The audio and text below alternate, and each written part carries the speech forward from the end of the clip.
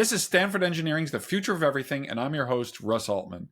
If you're enjoying the show, or if it's helped you in any way, again, my favorite bar, a low bar, anyway, please consider rating and reviewing it so that others can see what you think of it and can consider tuning in.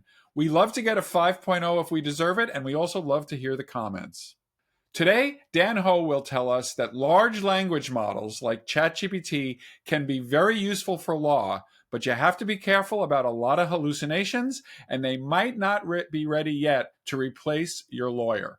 It's the future of AI and the law. Before we get started, another reminder to rate and review the show. That'll help us get the word out.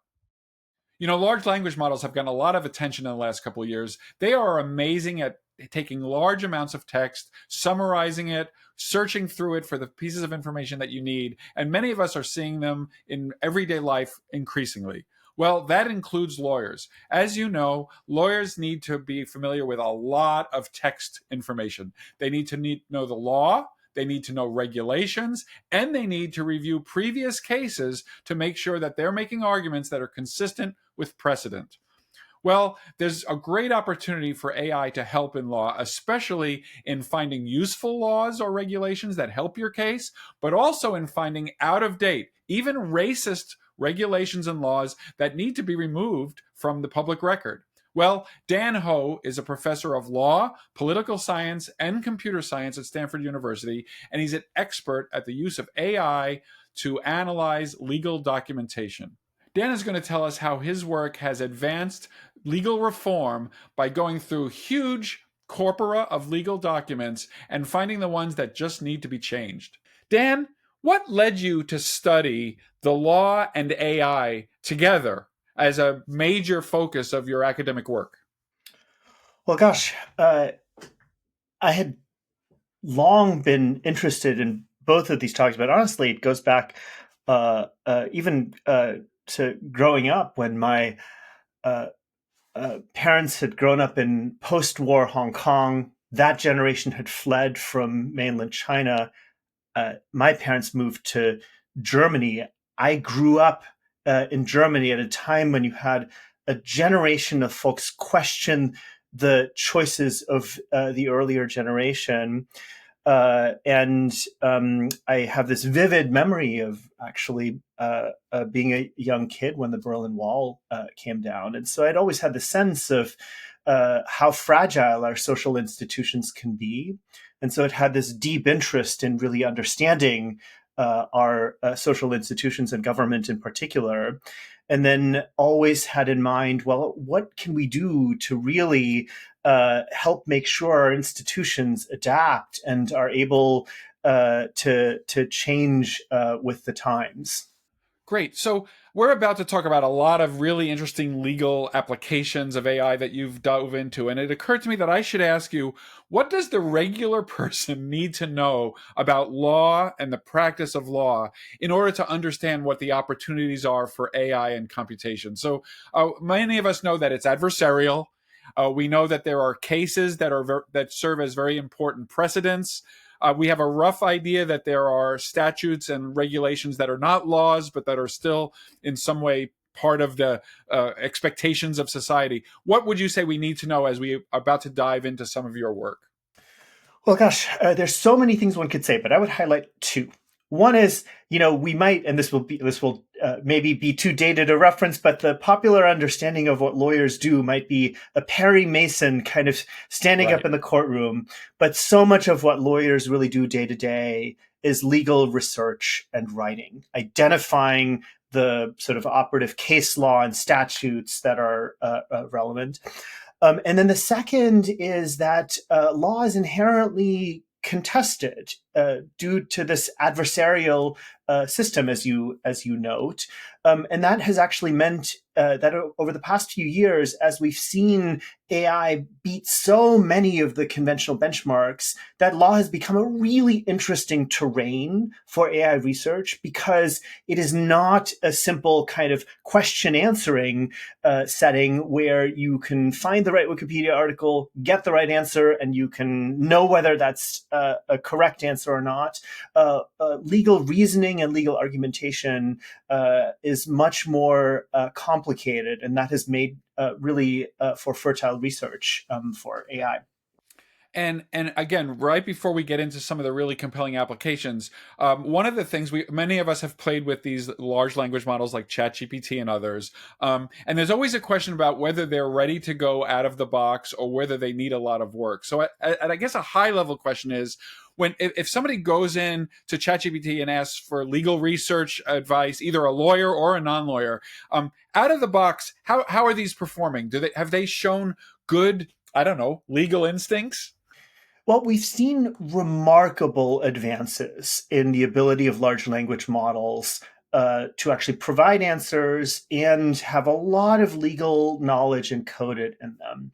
And I would say when you're talking about querying a model like this for widely available legal knowledge, they actually do pretty darn well. The challenge is that it's precisely in the instances where you need lawyers, where the law might be uncertain because you're in a particular state that has a different rule or you have novel circumstances, that these are not things that can just be readily learned off given materials of the internet. And so these systems can perform poorly. We did a couple of studies of legal hallucinations, and we showed that general purpose language models like ChatGPT, when faced with roughly 800,000 benchmark queries, actually hallucinate 60 to 80% of the time. Oh, wow. On basic legal facts. Then we did another study of legal AI when sort of using systems known as retrieval augmented generation, where you try to retrieve the relevant legal document and then provide an answer.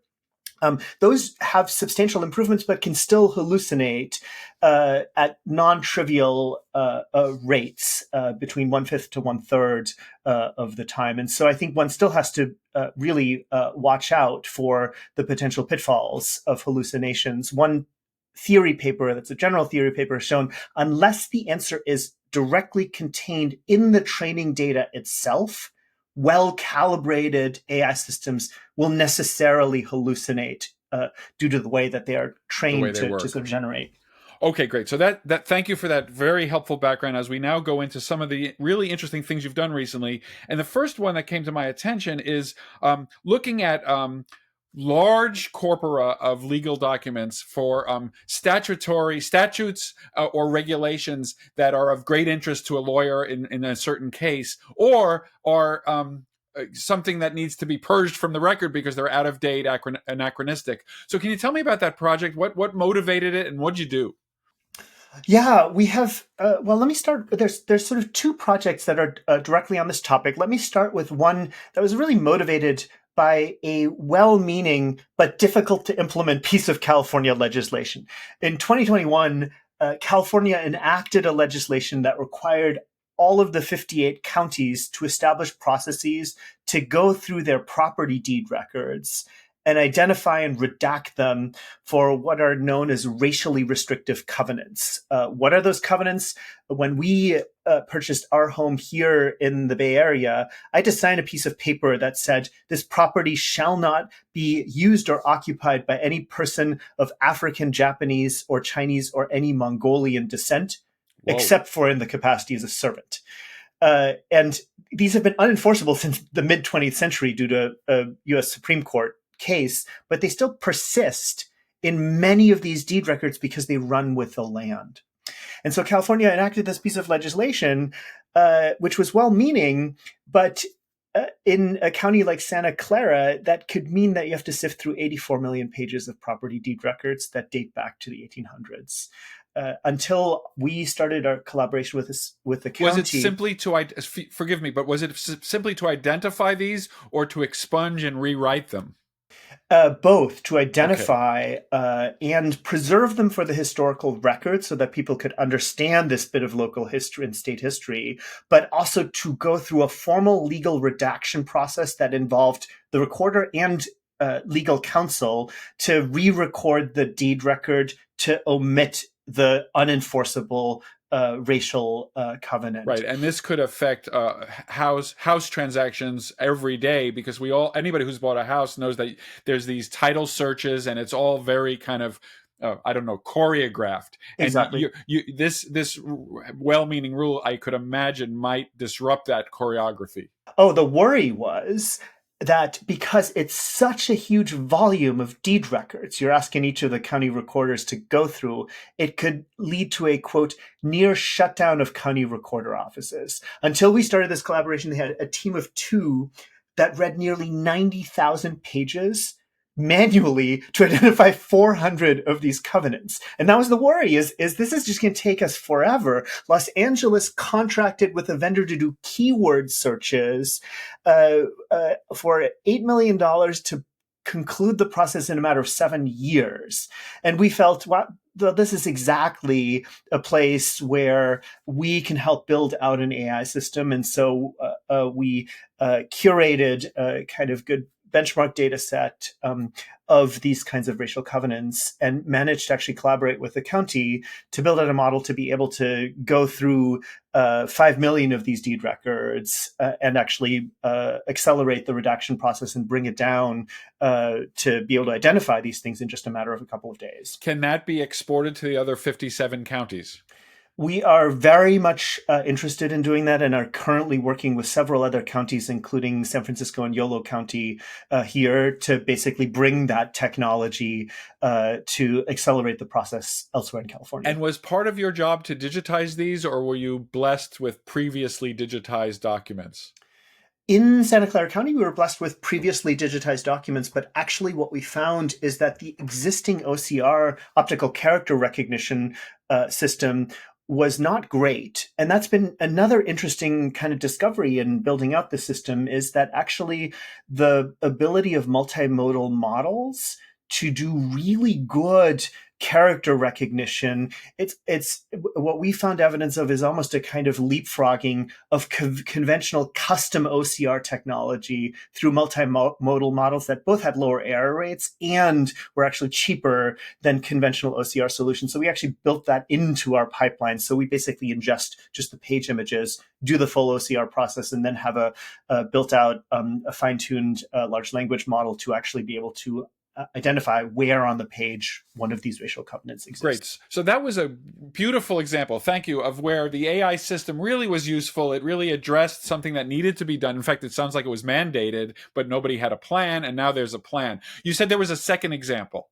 Oh, sure. Yeah. What we sort of realized after that is this is one example of a pervasive problem in legal reform, which is that so often what you're overwhelmed with, if you're trying to engage in a legal reform effort or trying to litigate cases or do legal research, is just the sheer volume of materials in front of you. I'm reminded of then law professor Ruth Bader Ginsburg, who hired a small army of Columbia law students to search for 59 keywords across the entire US code, which in present day is over 30 million words.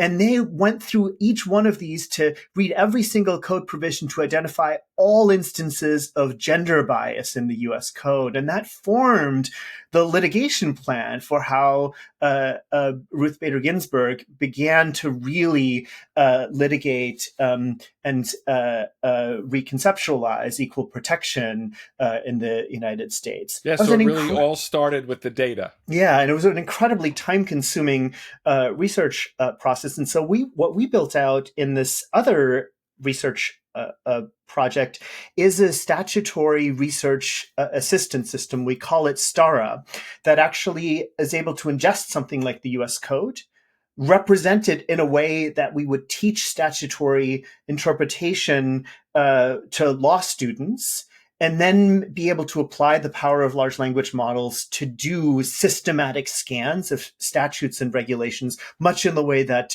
then law professor Ruth Bader Ginsburg did. But in this case, it's general, if I'm understanding, it's general purpose. So you're not specifying the kinds of statutes to look at. You're creating a platform with which a legal person could do many different searches. Exactly. And so what are the types of searches that is, well, you already told us about these covenants, these racist covenants? Are there other example searches that are kind of contemporary relevance? There's so many. In the 1980s, the Reagan Department of Justice tried to enumerate all federal crimes, and the person who spearheaded that effort, after 2 years of an effort, gave up and said, like, it's impossible for a human being to do this.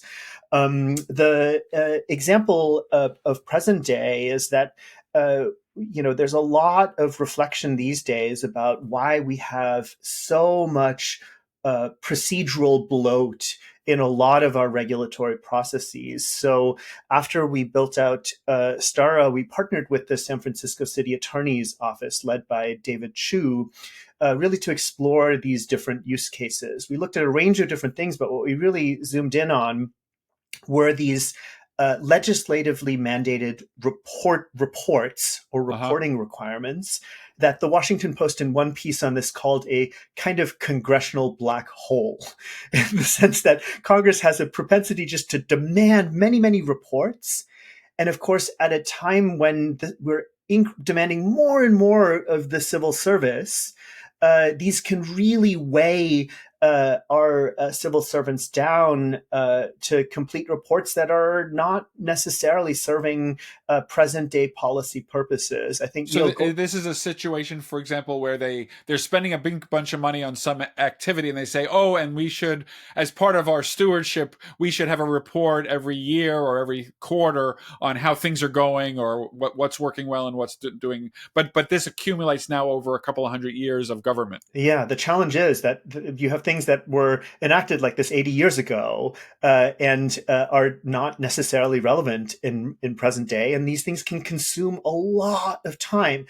In Neil Gorsuch's book, he points to one report by the Social Security Administration that required it to write up a report on its printing operations. And he reports that took 95 federal employees 4 months of time to compile a report that, for instance, included things like the serial numbers of forklifts and printers, all nicely curated for Congress to read. And what the Washington Post reports is very few of these reports are really good. And so what we did with the city attorney's office is really think about that process in San Francisco. We ingested the San Francisco Municipal Code and resolutions.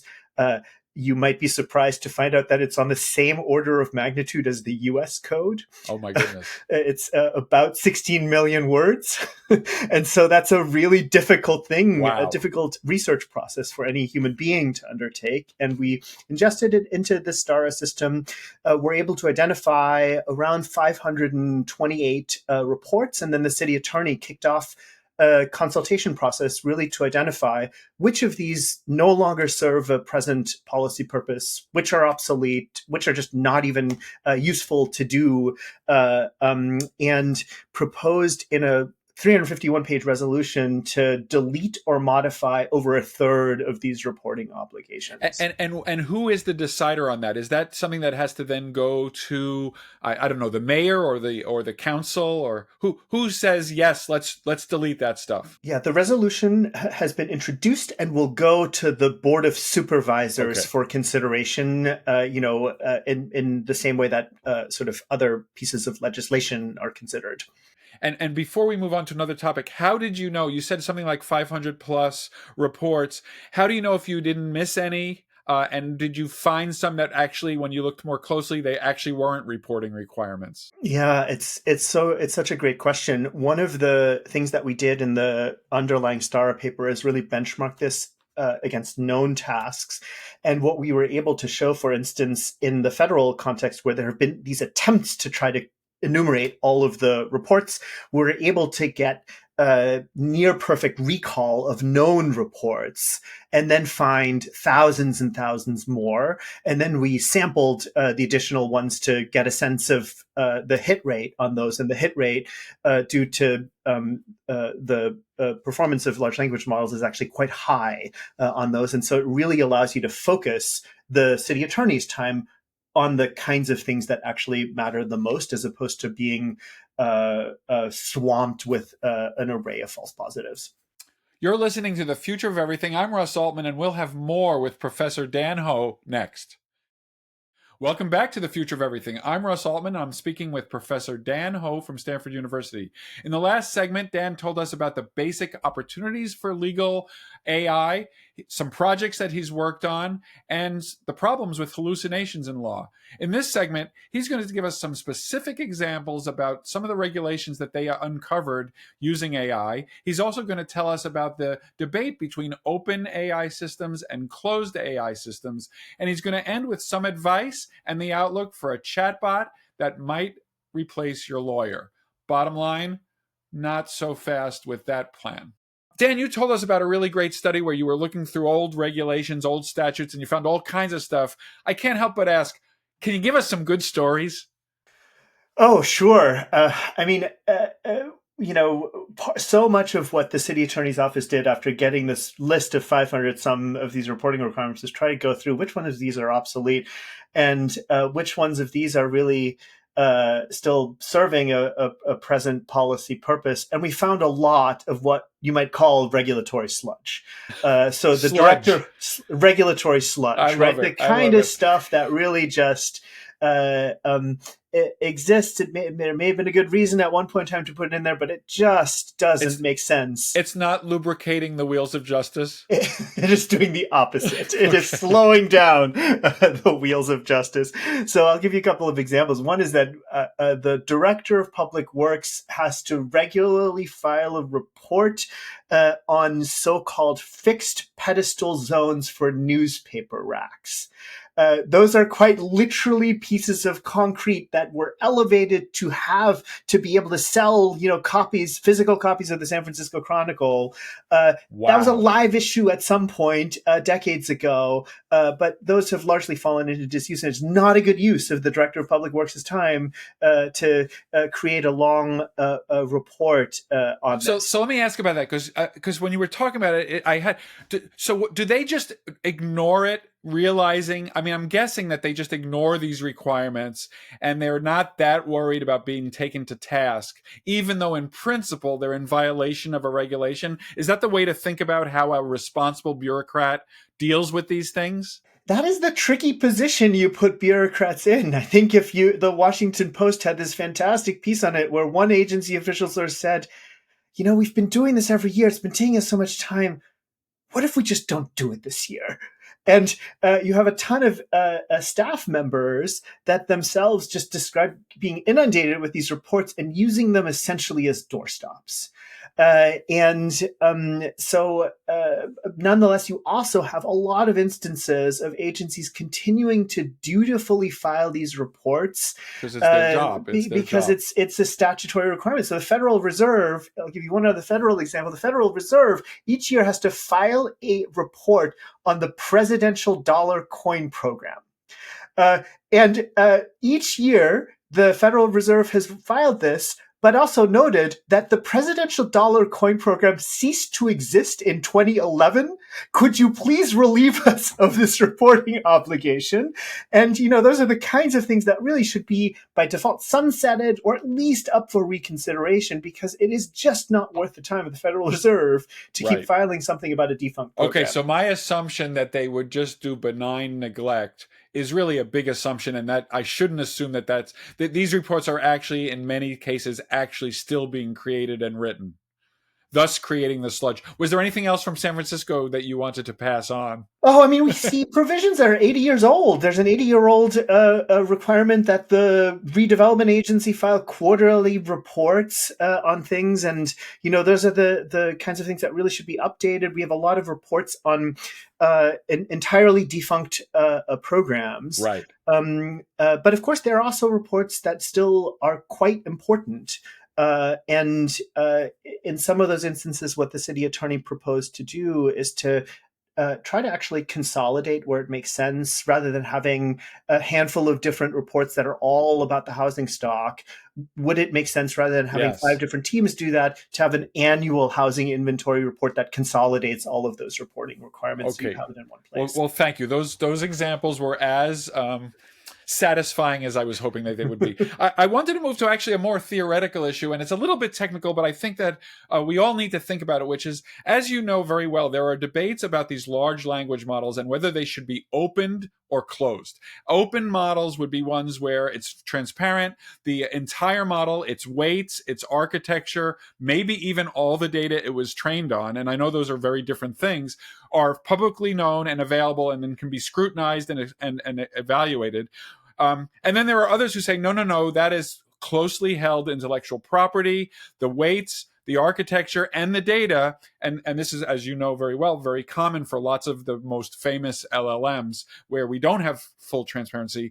And I'm wondering, as a lawyer who's using these all the time, and at some point a judge might ask a lawyer, on what is your claim based, and can I examine it, or can the opposing counsel examine it? So does this open close thing, does it get on your mind, and what's your attitude or thoughts about it? Yeah, I think it is probably less salient within the legal system as it currently stands, in part because uh, these systems are being integrated into legal search provider systems that actually have a history of being fairly closed.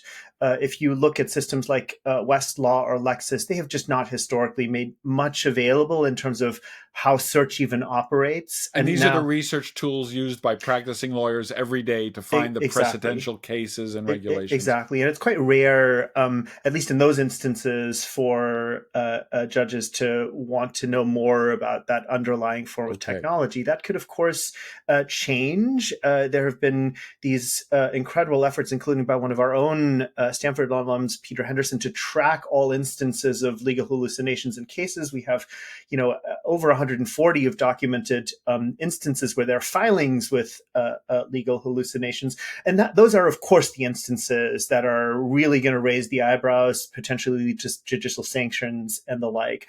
But the more general question you're asking about open versus closed, I think, is such a central one for the innovation ecosystem.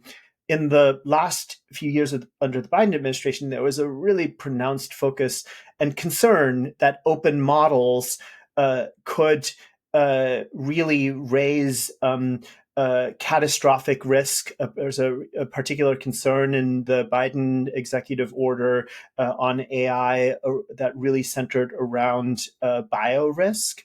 And there the concern is, well, if a model is capable of actually leading to the proliferation of bioweapons, maybe we should actually have an approach that favors more closed approaches. In a collaboration that involved quite a number of folks, but co-led by Percy Liang and Arvind Narayanan here, Arvind Narayanan is at Princeton, we really took a look at the sort of evidence base for open versus closed. And really, we think in a kind of white paper that resulted from several convenings, we really tried to state it as what we called a kind of marginal risk framework. What we need to know is, what is the marginal risk of open models versus existing technology or closed models?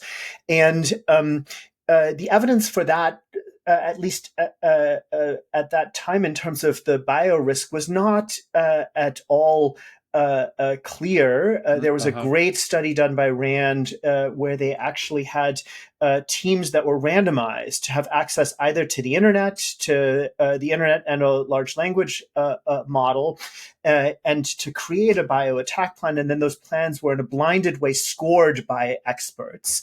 And what that Rand study found was, one, there was no statistically significant difference in the bio attack plan between those with access to LLMs versus not. And number two, the kinds of information that LLM systems were able to provide was not distinguishable from widely available information that you could get from the internet. And so we really have to be careful and have careful assessments of marginal risk. What's also tricky here is that, just as you know, openness is a spectrum. So Irene Solomon has a really good paper on the gradient of openness. And so what that means is you can have a llama model on one end, which some would say is not even fully open, because they're and for background, llama is the model that Meta Facebook puts out for free. Yeah, and but there is a kind of license that people do Yeah. have to sign that has restrictions, and then you can have something that doesn't provide the model weights, but does allow you to do forms of fine tuning on a kind of platform. And one study by Peter Henderson found that actually all of those safety sort of alignment efforts that come along with a more closed approach can actually very easily be stripped with just a few cents of fine tuning. Right. And so, as you're traveling that gradient, even something that doesn't have the weights exposed can still potentially actually present a fair bit of risk. And so I think what we really need in this ecosystem is much more analysis of both marginal risk and marginal benefit of open versus closed. Great. Thank you. So, in the final minute, I just want to ask you a basic question. People are thinking about their legal issues, and like Google, I'm sure people are hoping for a general purpose legal chatbot. Maybe they might even pay money for it. What is the future of a general purpose legal chatbot that could give people quality legal advice? Yeah, well, I think President Carter at one point said, we are over lawyered and underrepresented. So many people are caught up in the civil justice system with insufficient legal representation. And that's, of course, the huge potential for this technology to democratize access to legal knowledge. I think there's a lot of potential there, but one of the misconceptions is that a general purpose chatbot will be an end-to-end solution to any and all legal problems. In some of the earlier studies I mentioned, right, these general purpose chatbots have a propensity to hallucinate at alarmingly high rates. And what we show in that study too is they hallucinate more frequently in exactly the types of cases that are likely to have underrepresented litigants at trial court, things that don't involve sort of appellate litigation. There are instances or where these systems are really prone to error is if you ask a question based on mistaken premises. They exhibit a quality that we in that paper called model sycophancy. They're likely to just reify what the user said, and oftentimes underrepresented litigants don't yet know what the right question is to necessarily ask, and so that is a particular risk. And I think, in my view, one of the real paths forward is to focus on specific use cases that are more tailored to the kinds of problems that users need solved. Because in those specific settings, it's also much easier for us to evaluate both the benefits and the risk profiles of these kinds of systems. So the chatbots may still come, but they will probably be tell me if I'm right. They'll probably be highly specialized and very narrow in their application domain. But in exchange for that narrowness, you might have less hallucination and more of a confidence that it's giving you good advice. Yes, that's right. And that's the future. Thanks to Dan Ho, that was the future of AI and the law. Thank you for listening. Don't forget, we have 250 or more back episodes of The Future of Everything, and you can listen to discussions on a wide variety of topics at the touch of a button. Please remember to hit follow in the app that you're listening to right now. That'll ensure that you're always updated about new episodes and you never miss the future of anything. You can connect with me on many social media sites at Russ B. Altman or at RB Altman on LinkedIn, Threads, Blue Sky, and Mastodon. You can also follow Stanford School of Engineering at Stanford School of Engineering or at Stanford ENG.